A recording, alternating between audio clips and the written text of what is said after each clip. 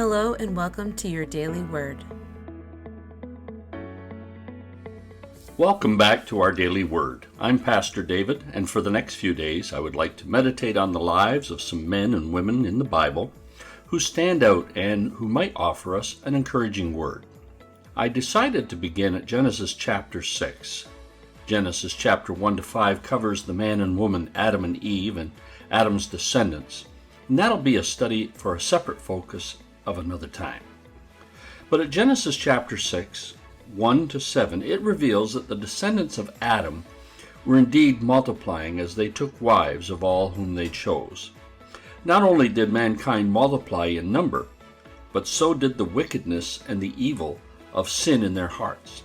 For God noted that the wickedness of man was great in the earth, and every intent of the thought of his heart was only evil continuously.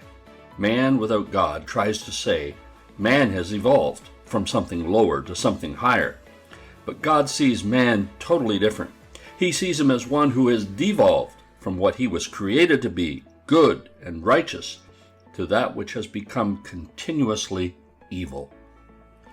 Verses 6 to 7 tells us that God was so grieved by what man had become that he was sorry he even created him and decided to destroy man and all living creatures. But, and then I love that. Oh, I love it when the Bible says but. It means something transitional, something transformational is going to take place. So listen to verses 8 and 9. But Noah found grace in the eyes of the Lord. This is the genealogy of Noah. Noah was a just man, perfect in his generations. Noah walked with God. These two verses are a snapshot of the life of Noah. My wife and I have literally hundreds of pictures, snapshots that were taken over numerous years, and we occasionally pull them out and look at them from time to time. A snapshot doesn't tell everything, all the details about someone, but some pretty amazing things are often seen in them. As someone said, a picture is worth 1,000 words. So let's zoom in and see what we can discover from God's snapshot of Noah in these two verses. First, Noah found grace in God's eyes. Something amazing is taking place, something transitional. The word but is there. God has just concluded in his view all of humanity that they were continuously evil and he would need to destroy mankind. But Noah's life caught the eye of the Lord. He found grace. He found divine favor in God's eyes. This tells us something very important. It tells us one man's life can make a difference. It tells us you can be singled out by God and be the recipient of his divine grace and favor. Oh, never see yourself as some insignificant speck in the sea of humanity.